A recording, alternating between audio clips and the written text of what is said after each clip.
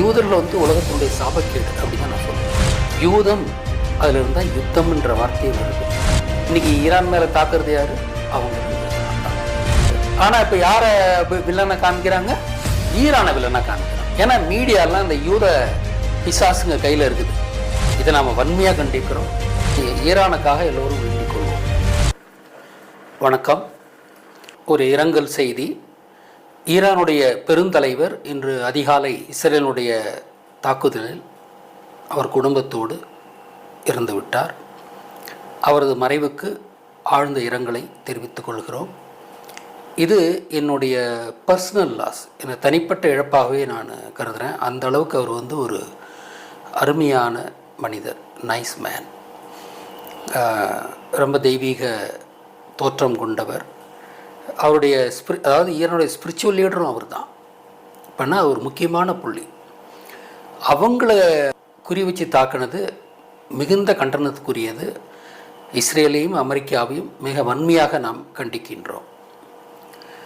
அதாவது யூதர்கள் வந்து உலகத்தினுடைய சாபக்கேடு அப்படி தான் நான் சொல்லுவேன். நான் தொடர்ந்து சொல்லிக்கிட்டு இருக்கேன், இன்றைக்கி மட்டும் இல்லை. யூதர்கள் உலகத்தின் சாபக்கேடு. யூதம் அதில் இருந்தால் யுத்தம்ன்ற வார்த்தையே வருது. நமது ராமாயண போர் யார் தொடங்குனா? நம்ம இந்தியாவில் இருக்கிற 3 பேர் முக்கியமான போர் நாம் பார்த்துருக்குறோம், தமிழ்நாட்டில் பார்த்துருக்கோம். ராமாயண போர் தொடங்கினவன் யார்? பால்டிக் கடலிருந்து வந்து இங்கே சண்டை போட வந்த ராமன் எனும் யூதன். மகாபாரத போர் யார்? அதே பால்டிக் கடல் பகுதியிலிருந்து பாபிலோனை தாண்டி வந்து இங்கே வியாபாரம் செய்ய வந்த சகுனி எனும் யூதன். அடுத்தது நமக்கு வந்து கலவர யுத்தம், அதுதான் மிகப்பெரிய 3வது யுத்தம்ன்றது. அந்த கலவர யுத்தத்தை யார் பண்ணுறாங்கன்னா, இஸ்ரேலிருந்து இங்கே வந்து குடியேறிய தன்வந்திரியின் மகனான பரசுராமன். எல்லாருமே யூதர்கள் தான். அப்போ தமிழ்நாட்டில் நடந்த மிகப்பெரிய யுத்தங்கள் யாரால் நடந்திருக்குது? யூதர்களால் நடந்திருக்குது. இன்றைக்கி ஈரான் மேலே தாக்குறது யார்? அவங்களும் யூதர்கள் தான். இன்னும் நான் முன்னாலே ஒன்று சொல்லியிருக்கேன், ஈரான் என்பது 2 ஆண்கள் அப்படின்னு. அவங்க வந்து லேண்ட் ஆஃப் ஆரியன்ஸ்ன்னு சொல்லுவாங்க. ஆனால் உண்மையான அதனுடைய இது வந்து 2 ஆண்கள். அது ராவணேந்திரனை குறிக்கிற நாடு தான். அதனால தான் ஈரானுக்கும் இஸ்ரேலுக்கும் ஆகிறதில்லை. இஸ்ரேல் வந்து ராமனை குறித்த ஒரு நாடு. அந்த தான் அவங்க திருப்பி ரிப்பீட் பண்ணிக்கிட்டு இருக்காங்க, தொடர்ந்து ரிப்பீட் பண்ணுறாங்க. இன்னொன்று நம்ம சொன்னோம், 1ஆம் உலகப் போர் வந்து ராமாயணத்தினுடைய ரிப்பீட்டுன்னு சொன்னோம். அதுக்கு என்ன இது சிக்னேச்சர் என்ன? அதுக்கு 1ஆம் உலகப் போர் முடிஞ்சது வந்து 11வது மாதம் 11வது தேதி காலை 11 மணிக்கு அந்த போர் முடிதான் வரும். ஏன் 11 வருது? ராவணேந்திரன். அப்போ 1ஆம் உலகப் போர் வந்து இதை குறிக்குது. இன்னொன்று என்னென்னா, முன்ன என்ன பண்ணாங்கன்னா, வேர்ல்ட் ட்ரேட் சென்டர் கட்டுறாங்க. ராவணேந்திரன் கும்பகர்ணனை குறிக்கும்படி தான் அந்த கட்டிடம் கட்டுறாங்க. அதை 3 இடிக்கிறாங்க. இடிச்சிட்டு ஈராக் அழிக்கிறாங்க. அதன் பிறகு இலங்கையை வந்து அழிக்கிறாங்க. இலங்கை தானே அப்புறம் ராவணனுடைய இடம், ராமாயணத்துடைய, அதை அழிக்கிறானுங்க. அடுத்தது மகாபாரத்தை குறிக்கிற மாதிரி அதே வேர்ல்ட் ட்ரேட் சென்டரை இடிஞ்சு போன இடத்துல புதுசாக 9 கட்டுமானங்களை கட்டுறாங்க. அந்த 9 கட்டுமானங்களையும் நான் வந்து டீகோட் செய்து பஞ்சபாண்டியர், திரௌபதி, சகுனி, கிருஷ்ணன், அப்புறம் மலைக்குறவர்கள், இவங்களை குடிக்கிற மாதிரி 9 கட்டுமானங்களை கட்டியிருக்கிறாங்க. நம்ம அதில் வீடியோ போட்டிருக்கேன். நான் அப்பயே சொல்லியிருந்தேன். நான் அப்போ அடுத்து என்ன பண்ண போகிறாங்கன்னா, அந்த இடத்துல ஒரு மினி அணுகுண்டை வெடிச்சிட்டு அந்த படியை ஈரான் மேலே போட்டு, ஈரான் தான் அப்போ ஈரான் அணுகுண்டு தயாரிச்சுக்கிட்டு தான் இருக்குது. ரொம்ப நாளாக அது மாதிரி ஒரு குற்றச்சாட்டு இருக்குது. ஈரான் அணுகுண்டு தயாரிக்கிறத தடுத்து நிறுத்தணுன்றதுக்காகத்தான் அப்போ அவங்க வந்து முயற்சி பண்ணாங்கன்னு நான் சொன்னேன். நான் இந்த வீடியோ போட்ட பிறகு, அதாவது WTC-2 அது மகாபாரத்தை குறிக்கிற மாதிரி 9 பில்டிங் கட்டுவாங்க. அதன் பிறகு முன்ன ஈராக்கு, இப்போ ஈரான் அழிப்பாங்க. அதன் பிறகு தமிழகத்தை அழிப்பாங்க. முன்ன வந்து இலங்கை, இப்போ தமிழகத்தில் வந்து இந்தியாவின் அங்கமாக இருக்கிறதால என்ன பண்ணுவாங்கன்னா, இது 2ஆம் மகாபாரத போர் தானே, அப்போ சகுனி. அதனால் சகுனியை குறிக்கும்படி 6 அணு உலை, ஏன்னா நம்ம சகுனியை நாம் கொன்று கடலில் தூக்கி போட்டோம். அதனால் கூடங்குளத்தில் 6 அணு உலைகளை சகுனியை குறிக்கும்படி கட்டி அதை வெடிக்க வச்சு, அதாவது சகுனி நம்ம மேலே பழி வாங்குற மாதிரி பண்ணுறதுக்காகத்தான் 6 அணு உலை கட்டிருக்காங்கன்னு நான் பாச்சியாக சொல்லிட்டேன். இவ்வளோ வெளிப்படையாக சொன்னதால் அதை அவங்களால செய்ய முடியல. இல்லாட்டி போனால் 2021 2022 அதை செஞ்சுருப்பாங்க. நான் ஏற்கனவே சொல்லிட்டேன்றதால அவங்க செய்யாமல் இருந்தாங்க. இருந்தாலும் ஈரான் அழிக்காமல் அவங்களால இருக்க முடியல. துடிச்சுக்கிட்டு இருக்குது. அவங்க வந்து ஈரான் என்பது ராவணேந்திரனை குறிக்கும். இப்படியாவது அவங்கள அடிக்கணும்னு நினச்சிட்டு இருந்தாங்க. இப்போ திருப்பியும் வீணாக தான் வம்புக்கு வந்திருக்காங்க. ஈரான் எந்த தப்பும் பண்ணல.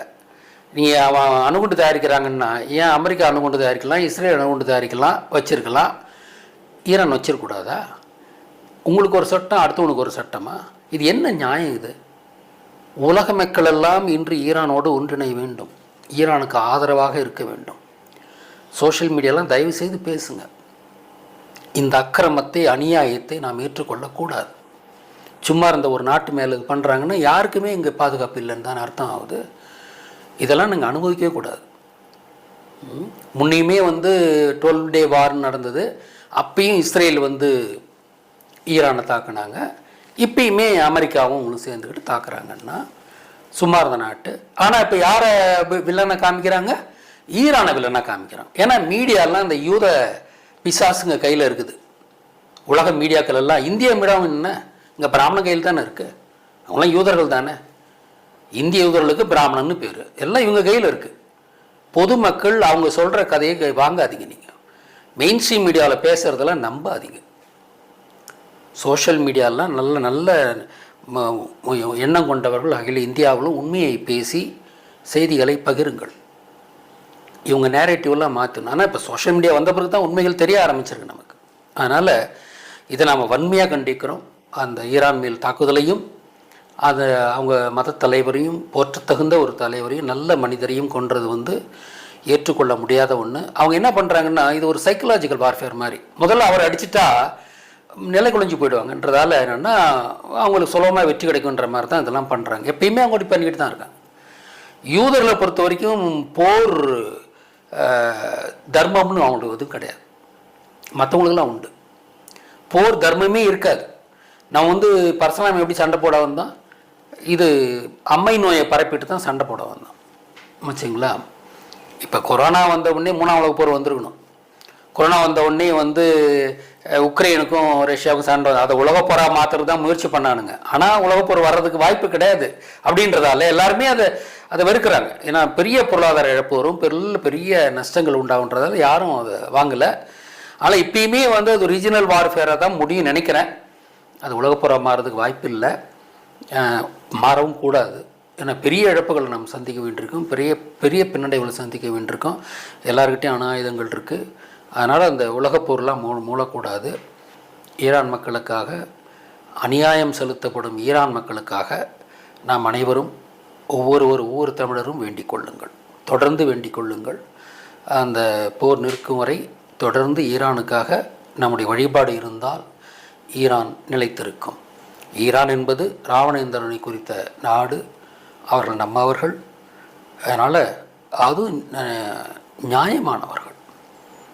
ஆச்சா, இப்போ யூதனுக்கெல்லாம் எந்த வரமுறையும் கிடையாது. ஆனால் இஸ்லாமியர்கள் அப்படி கிடையாது. இஸ்லாமியர்கள் வந்து ஒழுங்கை கடைபிடிக்கிறவங்க. அதனால் அவங்க மேலே இந்த அநியாயமான போர் வந்து ஏற்புடையதே இல்லை. நான் அணுகுண்டு வச்சுக்கலாம், நீ வச்சக்கூடாதுன்றது எந்த விதத்தில் நியாயம் சொல்லுங்கள்? இது எப்படி உலக நீதி ஆக முடியும்? ஈரான் அணுகுண்டு செய்யறது சரின்றதுக்கு இப்போ இந்த போரே ஒரு இதாக வந்துருச்சு. டிட்டரன்ஸ் வச்சுருக்கணுமா இல்லையா? இப்போ ஈரான்கிட்ட அணுகுண்டு இருந்தால் இவங்ககிட்ட வந்திருக்க மாட்டானுங்க. அப்போ ஈரான் ஒவ்வொருத்தருக்கிட்டையும் அணுகுண்டு இருக்கணும். இந்தியா கிட்ட இருக்குல்ல, பாகிஸ்தான் கிட்ட இருக்குல்ல, ஏன் ஈரான் வச்சக்கூடாது? அமெரிக்கா கிட்ட இருக்குது, இது இஸ்ரேல் கிட்ட இருக்குது, பெரிய நாடுகள் எல்லாத்துக்கிட்டையும் இருக்குது. லண்டன், இது ஃப்ரான்ஸு, ரஷ்யா, எல்லா நாடுகள்கிட்டையும் இருக்குது, சைனா, எல்லா நாடுகிட்டையும் இருக்குது. கொரியா, ஏன் ஈரான்கிட்ட இருக்கக்கூடாது? இது என்ன ஓர வஞ்சனை?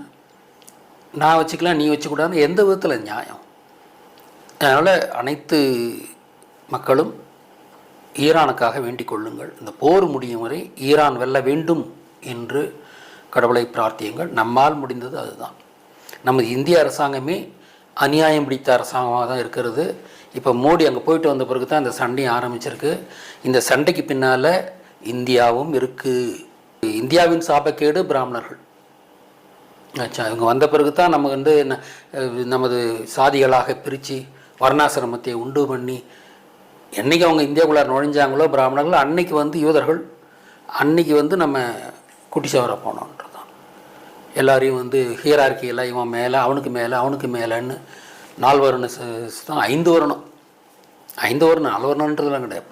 அதாவது பஞ்சமர்ன்றது வந்து சோஷியல் அவுட்காஸ்ட், தீண்டத்தகாதவர்கள் அப்படின்னு 5 வர்ணங்களாக பிரித்து வச்சது இவனுங்க தான்.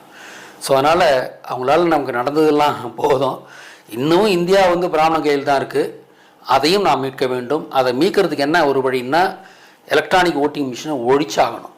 தயவுசெய்து மக்களே, பிராமணன் இந்தியாவை தனது கைக்குள் வைப்பதற்கு வைத்திருக்கிற நவீன ஆயுதம்தான் எலக்ட்ரானிக் ஓட்டிங் மிஷின்.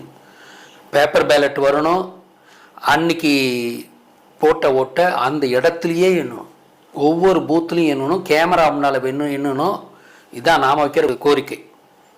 ஆச்சா, அதாவது எலக்ட்ரானிக் ஓட்டிங் மிஷின் இருக்கக்கூடாது, பேலட் பேப்பர் வச்சு தான் எலெக்ஷன் நடக்கணும். அது மட்டுமல்ல, நடந்த இடத்திலேயே ஒவ்வொரு பூத்திலேயே அன்றே அது எண்ணப்பட வேண்டும். அப்போ தான் உண்மையான ஜனநாயகம், மக்கள் விரும்பும் ஜனநாயகம் இங்கே வரும். இதெல்லாம் பிராமணன் வந்து தன்னை, இந்தியா வந்து பிராமணன் கட்டுப்பாட்டு இருக்குன்னு இப்போ ட்ரம்ப்போட அசோசியேட் ஒருத்தர் சொல்லியிருக்கார் இல்லையா சமீபத்தில், இந்தியாவை ஆள்பவர்கள் பிராமணர்கள் தான் சொல்லியிருக்காரு. அது ஊரறிஞ்ச உண்மையை அவரும் சொல்லியிருக்கார். ஆச்சுங்களா, பிராமணர்கள் இந்த மண்ணுக்கு உகந்தவர்கள் அல்ல, உரியவர்களும் அல்ல, அவங்க வந்தேரிகள். அவங்க தான் அந்த நாட்டை ஆண்டுகிட்டு இருக்கிறாங்க. இன்றைக்கி திரைமறையில் இருந்துக்கிட்டு ஆண்டுகிட்டு இருக்கிறாங்க. அம்பேத்கரை பற்றி உங்களுக்கு தெரியும் இல்லையா? அம்பேத்கருக்கு ஒரு பிராமண பொண்ணு கல்யாணம் பண்ணி விட்டு கான்ஸ்டியூஷன் எழுதுனது யார்? பெனகல் நரசிங் ராவ்ன்ற ஒரு பிராமணன். எல்லாம் சதி. இங்கே இதிலிருந்து நாம் மீளணும். இந்தியாவை பிராமண ஆதிக்கத்திலிருந்து நாம் மீட்க வேண்டும். அது ஒவ்வொருக்கும் இந்த புரிதல் வரணும். ஆச்சுங்களா, முதல்ல நம்ம தமிழ்நாடு மீளட்டும் பிராமண ஆதிக்கத்திலிருந்து. நாம் பட்டதெல்லாம் போதும். யூதர்களை பொறுத்த வரைக்கும் 2 இனங்கள் இருக்குது. ஒன்று யூதன், இன்னொன்று தமிழ். அவங்கள பொறுத்த வரைக்கும் உலகத்தில் இருக்க எல்லாரையும் தமிழனாக தான் பார்க்குறான், யூதர் இல்லாதவங்களையும். ஆச்சுங்களா, இந்த 2 இனங்களுக்கு எப்பயுமே இது இருக்குது. நாம் நல்லதுக்கு பற்றி வர்றவங்க, நான் முருகனின் வம்சாவழிகள், அவன் ராமனின் வம்சாவழிகள். ராமனையே முருகனுடைய அரமான்றதா ராமன் வச்சுருக்கானுங்க. நமக்கு முருகன், அவங்களுக்கு ராமன். இப்படித்தான் அவங்க வச்சுருக்காங்க. நம்மளை காப்பி அடித்து தான் அவங்க இருக்கிறாங்க. ஆச்சுங்களா, அதனால் நாம் இந்தியாவில் பிராமண ஆதிக்கம் ஒழிய வேண்டும். அந்த நாளை நாம் கனவு காணுங்கள். உங்கள் பிரேயரில் அதுவும் செஞ்சுங்க. இந்தியாவில் யூத பிராமணன் ஆண்டு கொண்டிருக்கிறான். இந்தியாவின் கட்டுப்பாட்டில் தான் இருக்கிறது. உலகம் முழுவதையும் யூதன் தனது கட்டுப்பாட்டில் வைத்திருக்கிறான். திரைமறைவில் அவன் தான் ஆண்டுகிட்டு இருக்கான். வச்சுங்களா, நான் முன்னால் ஐநாவெலாம் சொல்லியிருக்கேன். யுனைடெட் நேஷன்ஸ்ன்னு பார்த்தீங்கன்னா பேருக்கு தான் அது ஒரு நல்ல பாடின்னு பேர். அது பூரா வந்து அயோக்கியத்தனம் பண்ணுறதுக்கான எல்லாருடைய ஒத்துழைப்போடு அயோக்கியத்தனம் பண்ணுற இடம் தான் யுனைடெட் நேஷன்ஸ்ன்றது. வச்சுங்களா, யுனைடெட் நேஷன் எந்த போரையும் நிறுத்தலையே. ஏன் இப்போ ஈரான் மேலே போர் கொடுக்குறாங்க? என்ன பண்ணுதுங்க இது?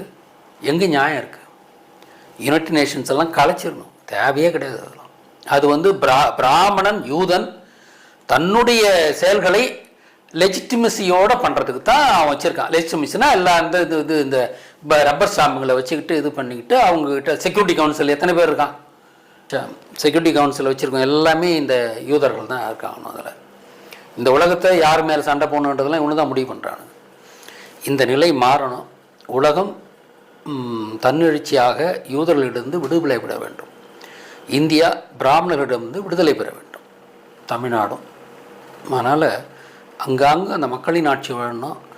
இந்த இந்திய பிராமணர்கள் வெற்றி பெறுவது காரணமாக இருக்கிறது வந்து எலக்ட்ரானிக் ஓட்டிங் மிஷின். அது ஒழிக்கப்பட வேண்டும். பேப்பர் பேலட் மூலமாக எலெக்ஷன் தேர்தல்கள் நடத்தப்பட வேண்டும். அந்த பேலட்டையும் அன்னன்னைக்கே அந்தந்த பூத்துலேயே கேமரா முன்னால் எண்ணணும். இதுதான் நாம் வைக்கிற கோரிக்கை. ஸோ அந்த மாதிரி நாம் நல்லதொரு ஜனநாயகம் இந்தியாவிலும் தமிழ்நாட்டிலும் ஏற்படும்படி நாம் வேண்டுவோம்.